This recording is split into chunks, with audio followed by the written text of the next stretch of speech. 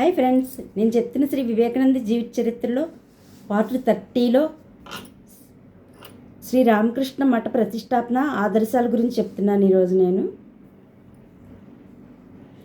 1898వ సంవత్సరం డిసెంబర్ 9వ తేదీ శ్రీ రామకృష్ణ మఠ చరిత్రలో చిరస్మరణీయమైన దినం. ఎందుకంటే శ్రీ రామకృష్ణుల దివ్య బోధనలను వేదాంత తత్వాలను లోక కళ్యాణార్థం దేశాంతరాల్లో వ్యాప్తి చేయటానికై ఆ రోజు వివేకానంద స్వామి శాస్త్రోక్తంగా శ్రీ రామకృష్ణ మఠ ప్రతిష్ఠ గావించాడు. దివ్య గంగా స్నాహితుడై నూతన కాషాయంబరాలను ధరించి శ్రీరామకృష్ణుల అస్థి సంచయాన్ని పుష్పాలతోనూ బిల్వపత్రాలతోనూ మహోజ్వల భక్తితోనూ అర్పించి స్వామి ధ్యాననిమగ్నుడయ్యాడు.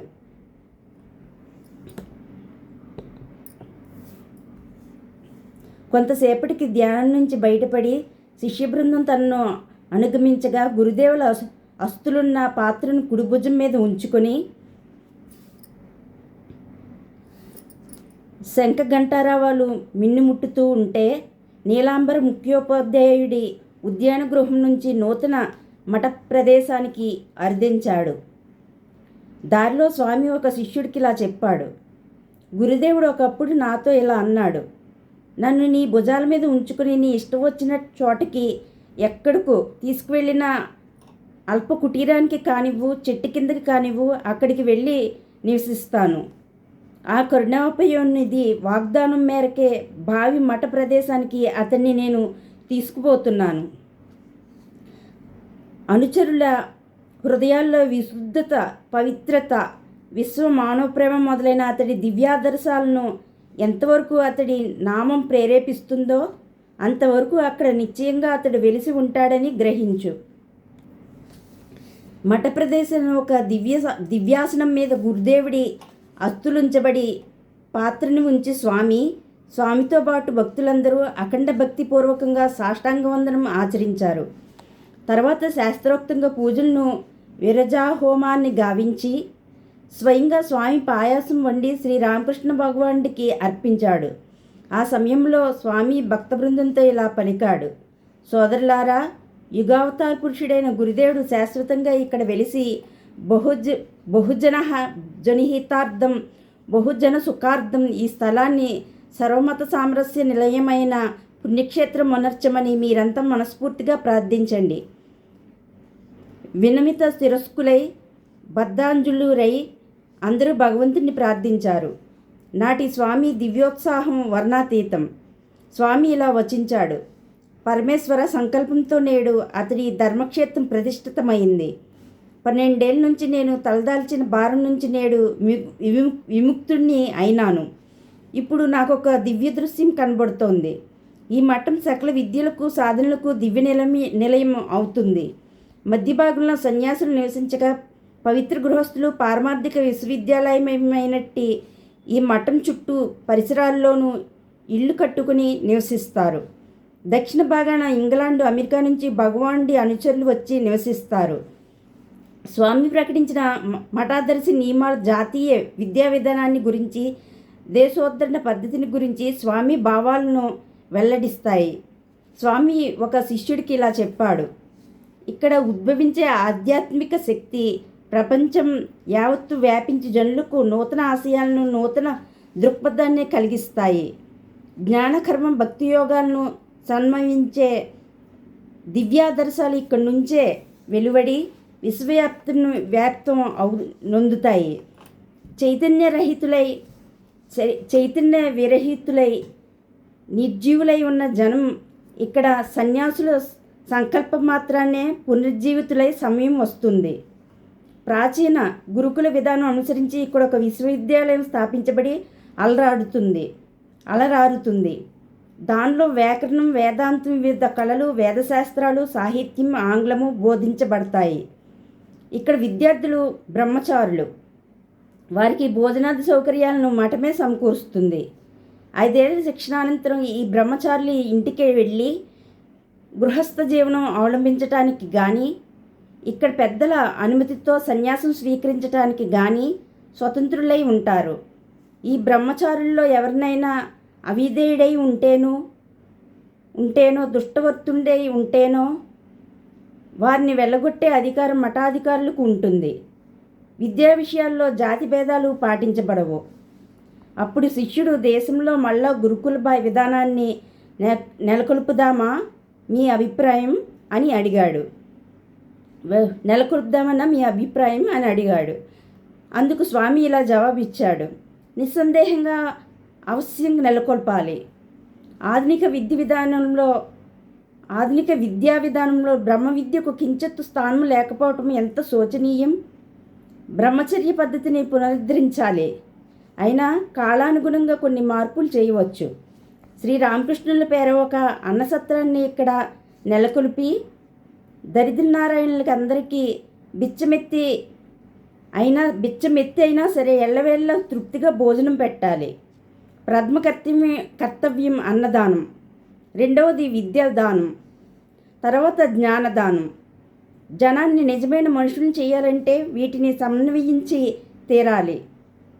ఇలాంటి ధర్మ సమన్వయమే ఈ మఠానికి పరమాదర్శం, విద్యుక్తం. అన్నసత్రాల్లోనూ ఆశ్రమాల్లోనూ దరిద్రులు, రోగులు వచ్చి నివసిస్తారు. వారికి కావలసిన సౌకర్యాలను చేకూర్చి రోగుల చికిత్స కోసం వైద్యులను ఏర్పాటు చేయాలి. సేవాశ్రమాలు అన్నసత్ర శాఖగా ఉంటాయి. క్షుధార్తులు ఎవరు వచ్చినా లేదనకూడదు. ఇక్కడ వడియకట్టబడే గంజి గంగలో పడి గంగా జలాలను తెల్లగా మార్చివేయాలి. నిద్రాణిమై ఉన్న మీలోని దివ్యాశక్తి ఎవరిలో ఎప్పుడు విజృంభిస్తుందో ఎవరు చెప్పగలరు? ఆ తల్లి తన కటాక్షంతో మీలో ఒకరి దివ్యశక్తిని ఉద్దీపింపచేస్తే అలాంటి అన్నసత్రాలు వందలు, వేలు, దేశం యావత్తు వెలుస్తాయి. జ్ఞానం, భక్తి, శక్తి ఇవి సహజంగా ప్రతి జీవిలోనూ ఉన్నవని గ్రహించండి.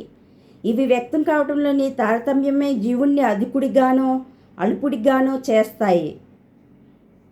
పరమేశ్వరుడికి మనకి మధ్య ఉన్న మాయా యవనిక తొలగగానే ప్రకృతి మనకు దాస్యమవుతుంది. అప్పుడు మనం ఏం సంకల్పించినా అది జరిగి తీరుతుంది. పరమేశ్వర కటాక్షం ఉంటే ఈ మఠం సర్వమత సమన్వయ నిలయమై అలరారుతుంది. గురుదేవుడు సర్వమతాదర్శ సంపూర్ణ సమన్వయమూర్తి. అలాంటి సమన్వయ ఆదర్శాన్ని ఇక్కడ మనం ప్రజ్వలింపచేస్తే అతడి తత్వసింహాసనం ఆధ్యాత్మిక సామ్రాజ్యంలో సుస్థిరమై విరాజిల్లుతుంది. బ్రాహ్మణుడు మొదలుకుని చండాలుడి వరకు ఎవరు వచ్చినా సమస్త మతావలంబులు తమ తమ ఆదర్శాలను ఇక్కడ కనుగొనేట్లు ఆచరించి చూపించాలి. మొన్న మనం ఇక్కడ శ్రీరామకృష్ణ భగవానుడి దివ్య విగ్రహాన్ని స్థాపించే సమయంలో అతడి మహోన్నత భావతరంగాలు వెలువడి తమ దివ్య తేజోపుంజాల చేత సమస్త ప్రపంచాన్ని ఆవరిస్తున్నట్లు కనుగొన్నాం. సమస్త జనులకు అతడి ఉదార ఆశయాలను ప్రకటించడానికే నా జీవితాన్ని దారిపోస్తాను. మీరు కూడా అలాగే చేయండి. శుష్క వేదాంతాల వల్ల ఏం ప్రయోజనం?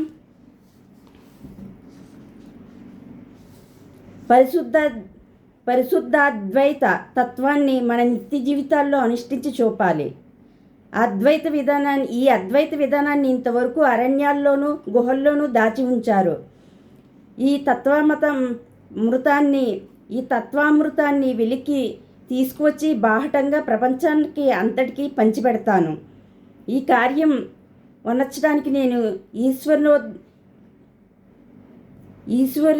ఈశ్వరోద్దిష్టుణ్ణి. సమస్త గృహల్లో, ఆరామాలలో, పర్వతాల్లో, బయళ్ళల్లో అద్వైత వేదాంత దుందబి మారుమోగాలి. రండి, మీరందరూ నా అండ నిలబడి కార్యదీక్షను పోనండి. స్వీయ మోక్ష ప్రాప్తం వల్ల ఏం ప్రయోజనం? మధుర ఆహారాన్ని విశేషం అనుభవించే వాడెవడు? అంతా తానే తినేవాడా? ఇతరులతో కూడి భుజించేవాడా? సమస్త ప్రపంచాన్ని మనతో కూడా మోక్ష సౌధానికి కొనిపోవాలి. ఈ మాయా ప్రపంచానికి మనం ఆధ్యాత్మికాగ్ని ముట్టించాలి. అప్పుడే సచ్చిదానంద సామ్రాజ్యంలో సుప్రతిష్ఠులమై వెలయగలం. ఓహో, శాశ్వతాత్మానందానికి సాటి అయ్యే ఆనందం ఏది? సర్వభూత సర్వభూత స్తమాత్మానం సర్వభూతాని చాత్మని, తనను సర్వభూతాల్లోనూ తన్ను చూడగలిగే ఆ అనిర్వాచ్య స్థితిలో వివస్సులై మీరు బ్రహ్మానంద సాగరంలో వాళ్లాడతారు. సమస్త జీవుల పట్ల నిరుపమాన ప్రేమ సానుభూతులను చూపటం మీకు అప్పుడు నైసర్గికమవుతుంది. ఇదే అనుష్ఠాన వేదాంతం. ఓకే ఫ్రెండ్స్, శ్రీ వివేకానంద జీవిత చరిత్రలో పార్ట్ 30 అయింది. నెక్స్ట్ పార్ట్ 31లో సోదర బృందంలోని స్వామి జీవితం గురించి చెప్తాను. నేను చెప్తున్న శ్రీ వివేకానంద జీవిత చరిత్ర మీకు నచ్చినట్లయితే సబ్స్క్రైబ్ చేసుకోండి, లైక్ చేయండి, షేర్ చేయండి. నేను చెప్తున్న శ్రీ వివేకానంద జీవిత చరిత్రలో ఏమైనా మిస్టేక్స్ ఉంటే నన్ను దయచేసి క్షమించండి. Okay friends, thank you, bye.